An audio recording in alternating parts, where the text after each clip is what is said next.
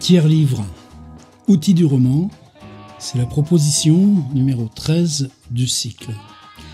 Alors, vous le savez, une proposition un peu imprévue, mais un imprévu qui vient pas seulement de mes propres bifurcations, c'est des imprévus qui convergent de plein de sources à tout moment, et dans ce cas-là, il faut suivre.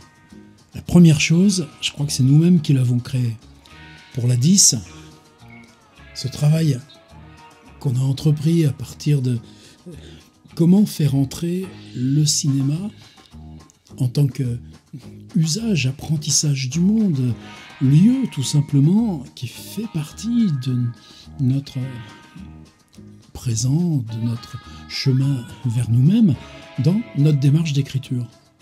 Intentionnellement, ne plus l'en laisser séparer, mais l'inclure. Qu'est-ce que ça change ?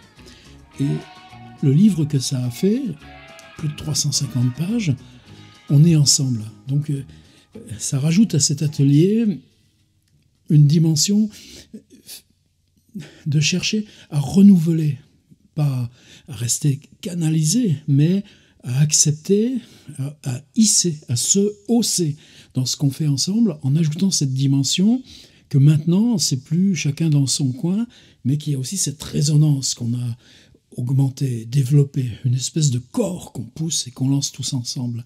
C'est un petit peu ce qui s'est passé aussi pour la 11 avec les mains. La 12, j'ai un petit peu volontairement laissé chacun repartir dans quelque chose de plus intime, plus secret. Mais cette question, le corps qui parle, eh bien ça aussi, ça nous emmenait dans un décalage. Là, on va rester dans cet énoncé depuis le corps, et non pas depuis la tête et la cervelle, mais le corps va devenir infini réceptacle de ce qui le traverse.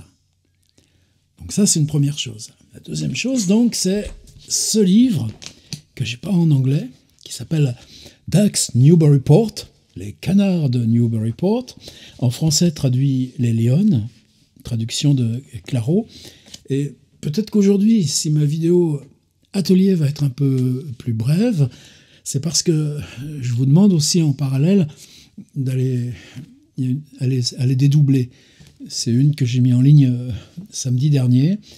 Vous la trouverez facilement dans la rubrique des dimanches littérature, où j'en lis de longs passages et je raconte un petit peu comment fonctionne ce livre. Et puis, c'est quelqu'un de l'atelier qui j'ai été secoué par ce livre cet été, pas moyen de faire autrement. Donc vous voyez, convergence de logique, et puis ensuite on va reprendre d'autres fils, en particulier sur dialogue, sur situation, sur le moment que j'avance, mais on y est là maintenant, dans le roman. On y est à la fois tous ensemble, et on y est à la fois par ce qui, dans chaque démarche individuelle, résonne de ce grand remuement collectif qui commence à s'instaurer. Alors, puisque j'en ai parlé, autant abattre les cartes très vite. C'est un livre qui, en anglais, plus de 1000 pages, se déroule uniquement, quasiment une seule phrase, même si de temps en temps il y a des relances ou 2 ou 3 petites coupes. Une seule phrase avec une seule expression. Et l'expression, elle est considérable, à la fois toute simple, provocatrice, mais considérable. The fact that. Le fait que. Alors, quand on en a parlé ensemble, il y a déjà, alors vous savez, il y a tout un tas de stratégies dans l'atelier. Il y en a un qui dit très fièrement « Oui, mais moi, je fais ça, mais sans regarder les vidéos. » Bah ouais, mon gars, mais... Bon, c'est valorisant pour moi, mais l'idée qu'on travaille ensemble, qu'on chemine pour l'effort de mettre des choses ensemble. Des fois, je reçois des textes, à peine j'ai lancé l'atelier, 1 heure après. Et puis, du coup, les mêmes, 5-6 jours après, « Ah, maintenant, j'ai mieux compris. » Bon. Donc, on s'entend bien, tout est amical, etc. Mais, oui, quand on est, pour moi... Mais pour moi, il y a cette question-là quand même, dans l'écriture. Bon, peut-être que j'ai un côté chieur qui me colle à la peau, mais c'est aussi dans le rôle. C'est pas le côté hiérarchie qui aurait un truc d'écriture. Je pense pas que ce soit ça. Je pense que il y a ce côté de l'effort de l'écriture, de l'effort de la littérature. Et comment traverser ces phases où on est à tâtons et qu'on ne sait pas ce qu'il y a devant. Et je crois que ce qui nous relie très très fort dans l'atelier, je crois que ce qu'on partage fort dans l'atelier, c'est justement quand on s'accorde sur cet inouï, sur cet imprévisible, sur ce qui naît parce qu'on est en train de l'écrire. Alors quel rapport avec mon bouquin ? C'est pas pour faire une performance, c'est pas pour faire une accumulation gigantesque. Par contre, je crois, oui, alors déjà les fortes têtes disaient oui, mais on sera obligé d'utiliser l'expression, on pourra pas. Mais, évidemment, chacun réinterprète la consigne. Un atelier d'écriture, je le dis souvent, c'est la somme de toutes les trahisons de la consigne elle-même. Et justement, c'est ce qui nous fabrique notre propre tâche, à nous, en amont, qui animons. C'est-à-dire, tu proposes quelque chose, mais tu anticipes, comme aux échecs, 4-5 coups d'avance, ou au billard 2 ou 3, parce que c'est moins intelligent, mais juste faire que, puis je joue pas au billard, juste faire que tu anticipes les contournements possibles. Et là, j'ai pas trop envie, parce que le fait, ben, justement, de facto, ce qui est, c'est présent, ça s'est effectué, c'est là, ça ne se contourne pas, ça ne t'appartient pas. Alors peut-être que vous allez trouver d'autres expressions miraculeuses. En plus, je vous l'ai dit, the fact that, cette espèce de résonance, de rythme qu'a l'anglais dans la syncope, si on traduit en français, le fait que on est plus dans une rhétorique, comme le fait est que, alors, il y a le commencé de Beckett, sur quoi on a travaillé la semaine dernière. Il va s'agir d'aller trouver dans la langue ce motif récurrent qui implique cette présence de bout de réel qu'on va laisser venir. En attendant, je pense que plus on sera à utiliser humblement, c'est de l'exercice, faites ce que vous voulez après. Le fait que, de toute façon, c'est brûlé. Vous ne pourrez pas utiliser ça dans vos bouquins, vos textes à vous. Dès qu'on verra le fait que, maintenant, le C. Hellman, the fact that. Donc c'est un exercice. Mais l'exercice, il va être ailleurs. Et c'est là qu'on rentre dans les choses sérieuses. Alors, moi là, je fais un tout petit flashback, mais sans reprendre l'autre vidéo. Ce qui est fascinant là, quand je dis corps qui parle, c'est que là, il y a une situation. Il y a une femme dans sa cuisine, remariée, des enfants, avec ses parents, avec la maladie de la mère, avec elle-même le soin d'un cancer, s'être battue. Donc, mais ça, c'est tout le monde. Mais en même temps, il y a un lieu et il y a une durée. L'infinité de ces harmoniques dans un instant précis, vous savez que c'est Virginia Woolf qui a ouvert ça. Allez vous rebalader, passer par exemple sur le site de Christine Janet, tentative au pluriel.net, où il y a son long parcours de traduction des vagues de Virginia Woolf, et puis les commentaires qu'elle fait sur comment elle avance dans cette traduction. Dans Virginia Woolf, il y a cette simultanéité globale, c'est-à-dire qu'à chaque instant du flux de conscience, tous les éléments de mémoire, de perception, sont présents. La question du flux de conscience, on l'a aussi dans l'autre grand exemple de monologue intérieur, celui de Molly Bloom à la fin de Ulysse. Quand le narrateur, ce Léopold Bloom qu'on suit sur 24 heures s'endort à 11 heures du soir et qu'il faut tenir l'écriture jusqu'à 4 heures du matin, c'est Molly Bloom, immobile, qui commence à penser et qui emporte le livre dans une toute autre dimension. Mais là, on n'est pas complètement dans le monologue intérieur. On n'est pas même du tout dans le monologue intérieur. C'est-à-dire, je ne sais même pas si ça parle. Peut-être que c'est ça la violence de l'expression. Le fait que c'est présent. Est-ce que j'ai besoin de l'énoncer ou de le formuler ? Oui, le livre l'énonce, le livre le formule. Le livre ressasse l'écho en moi de tout ce que secoue, bouge, affronte, violente le fait que. Mais c'est pas dans c'est pas ce monologue intérieur qui va dire le fait que si, le fait que ça, etc. Non, c'est cette pression extérieure, traversant de tous les côtés, traversant aussi par la mémoire, traversant par les proches, traversant par les conditions mêmes du corps à l'intérieur ou ce qui est autour de soi. Et puis, évidemment, tous les soucis, des plus immédiats, des plus petits, jusqu'à ceux qui concernent simplement le dérèglement de la société. Tout le malaise d'une société contemporaine, aussi complexe que la société américaine, avec des passages formidables sur les Premières Nations, les premiers habitants, bien avant, évidemment, les débarquements européens. Il y a des choses qui tiennent complètement à l'écume. Figure en perruquet de Donald Trump. C'est-à-dire que l'écume est là, on ne trie pas, on ne chasse pas. Le fait que, et c'est toute une sphère qui vous assaille. Mais ce qui s'écrit, c'est comment ce qu'on est organiquement, corps et âme, dans la belle expression, on tient tout ça à distance. Comment on résiste, comment on s'affirme soi, malgré tout ce qui traverse en permanence par le fait que. Et là, ça devient pas du tout un exercice d'écriture ou un exercice à contrainte ou une prouesse gratuite. Et je crois que c'est là, moi, avant d'approcher, regardez celui-ci comme il est tout petit à côté de celui-ci qui est très gros. C'est le discours de Stockholm de Claude Simon. Et Claude Simon, qui a tout le temps travaillé aussi dans cette simultanéité.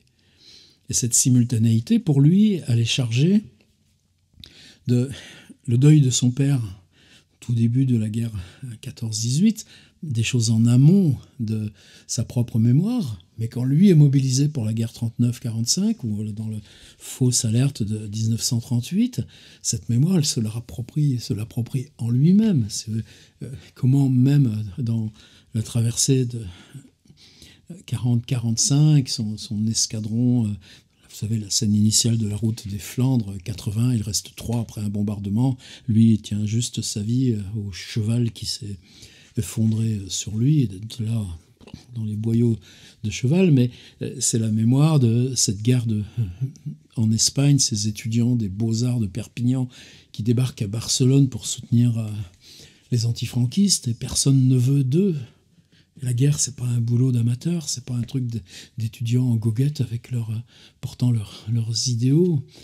Tout ça est constamment présent chez Claude Simon, mais elle est lestée, justement, de toutes ces forces qui sont sans cesse navigantes à la surface du monde, sans cesse creusantes, sans cesse vous agrippant de tous leurs ongles, de toutes leurs ombres, mais en même temps qui sont aussi les ombres intérieures, qui sont celles aussi de la mémoire.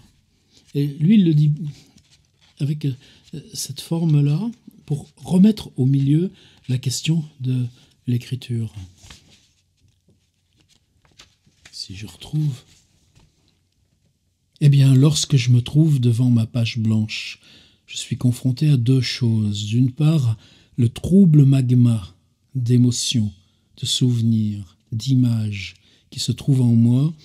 D'autre part, la langue, les mots que je vais chercher pour le dire, la syntaxe par laquelle ils vont être ordonnés et au sein de laquelle ils vont en quelque sorte se cristalliser. Et tout de suite, un premier constat, c'est que l'on écrit ou ne décrit jamais quelque chose qui s'est passé avant le travail d'écrire, mais bien ce qui se produit, et cela dans tous les sens du terme, au cours de ce travail, au présent de celui-ci, et résulte non pas du conflit entre le très vague projet initial et la langue, mais au contraire d'une symbiose entre les deux qui fait, du moins chez moi, que le résultat est infiniment plus riche que l'intention. Claude Simon, son discours de Stockholm, réception du prix Nobel. Et là, pour moi, il y avait ce contrepoint à mettre, c'est-à-dire... Il ne s'agit pas, c'est pas un exercice à la Joyce, comme on rapproche toujours cette femme, parce que son père a fait cette magnifique biographie de James Joyce, un travail évidemment qui compte. Bon, moi je l'ai là dans la bibliothèque depuis longtemps. Mais c'est pas joycien tant que ça, son travail. Il y a des choses où ça ressemble à Finnegan's Wake, parce qu'on est dans l'accumulation, ou plutôt on est dans le fait que.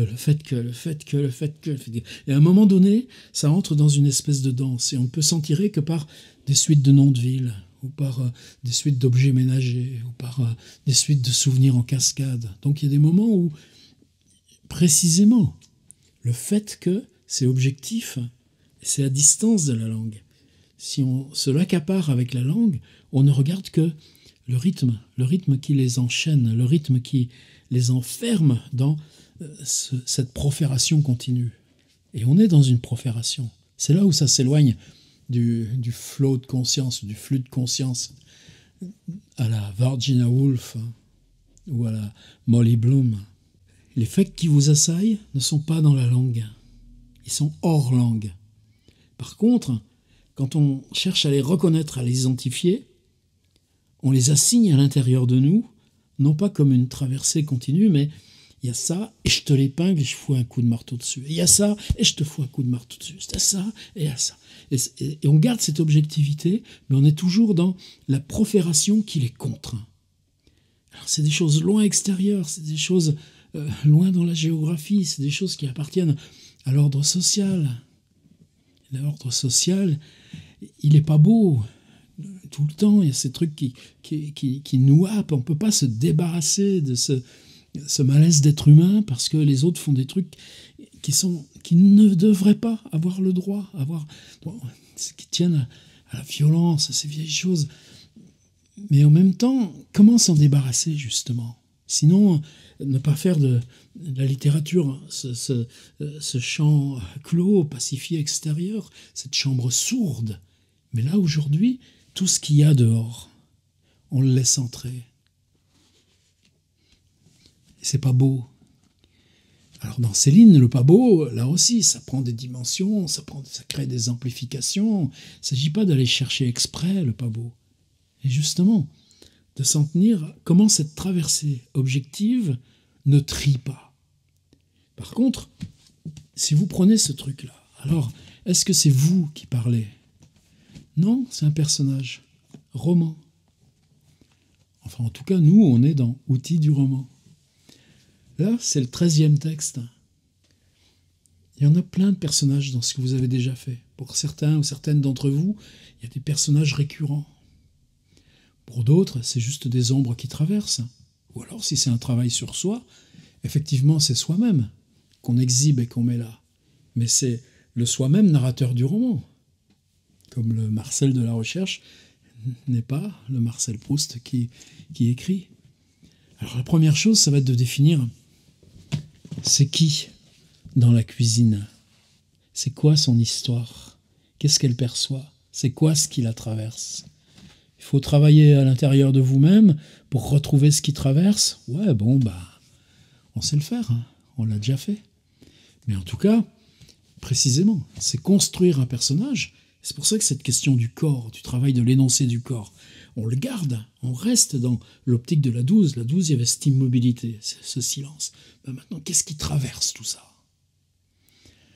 Et comment la profération le tient à distance, le repousse ? Et précisément, puisqu'il y a ce jeu de repousser, ça appelle encore plus de traversées, encore plus de mémoire, encore plus de souvenirs, encore plus de ces choses sales, encore plus de ces choses qui sont idiotes, et pourtant, elles sont là quand même, et pourtant... Je pourrais m'en tenir là, je crois que je vais m'en tenir là. Le fait que, moi, ce qui m'intéresse, c'est la construction du personnage. C'est comment, à partir de ce corps immobile de la 12, vous installez ce corps récepteur. Là, Lucy Hellman, c'est une femme d'aujourd'hui dans sa cuisine, avec ses 2 mecs successifs, avec les enfants des 2 mariages, avec ce qu'elle gamberge sur des lionnes, et puis les histoires de sa mère, et puis ses propres douleurs à elle. Mais en même temps, elle est dans sa cuisine, il y a de la radio, il y a de la télé, il y a le voisinage, il y a ce qu'on voit par la fenêtre, il y a ce qu'elle fera après, même le futur, le fait que. Et est-ce qu'il faut craindre les 1000 pages ? Là, il ne faut pas le craindre à une condition. Si c'est ouvrir un robinet et laisser faire le truc, ça ne va pas marcher. Si c'est travailler dans l'effort, c'est se dire le fait que, et j'essaye de pousser ça à l'extrême des résonances. Qu'est-ce que vous allez découvrir? Parce que ces résonances, vous allez aller les chercher le plus exhaustivement possible. Ça va vous obliger à faire des textes plus longs, plus massifs. Ben oui, et alors? C'est un petit peu tout ça que je voulais mettre sur la table. Toujours pareil, on reste dans notre rythme. Il y aura une autre proposition dans 5 ou 6 jours, maximum une semaine. On est loin d'être au bout encore de notre cycle. Mais pour moi, là, ce qui se joue, le fait que, c'est qu'on laisse entrer le monde extérieur, on l'appelle, on l'engouffre, mais précisément parce qu'il s'engouffre, ce qui va réémerger pour le tenir, c'est cette notion du corps sujet, du corps percevant. C'est ce personnage qui n'est plus un personnage extérieur. Fini que la marquise sorte à 5 heures. Il y a cette instance de recevoir, contrer, proférer, être traversé, être soi-même, une sorte de construction qui englobe la totalité du monde. C'est vieux ça, dans la conception même de sujet. Et avec ça, eh bien, oui, on peut aussi laisser aller. C'est-à-dire le fait qu'il y a des petites choses, des choses graves, et c'est parce qu'on va tenir dans la petite chose idiote, la petite chose parasite, que la chose intérieure, le fait que je préfère pas trop en parler, va être là avec le même poids, la même force, la même violence, même si c'est une détermination négative. Le fait que j'aime pas trop en parler. Mais c'est pas quelque chose à côté de notre grand cycle. C'est pas quelque chose qui est se faire plaisir alors qu'on est loin des exercices. C'est ce jeu permanent où le roman c'est bâtard. Pourquoi c'est bâtard? Parce que c'est des mots qui appellent le monde. Parce que c'est des mots qui nomment le monde. Et bien là, on commence cette jonction. Cet appel du monde, cet engouffrement du monde, et que la profération, c'est elle, la profération qui résiste, c'est elle qui fait surgir votre personnage. Et votre personnage, il ne se définira plus avec un prénom, un nom, tout ça. Il se définira par son action contre, par son action-réaction au monde, par cette empreinte négative ou positive de lui-même ou elle-même sur le monde. Gros bloc, pas de problème. Une seule phrase, le fait que. Et si c'est une phrase de 1000 pages, ne vous inquiétez pas. On a tout le web qu'il faut pour l'inclure dans l'exercice. Enfin, pendant une semaine, je pense qu'il lui a fallu un peu plus à elle pour faire ça. À très vite les suivantes. Codicile ou pas codicile, je pense que là, pour une fois, on peut laisser un peu tomber. À vous de voir.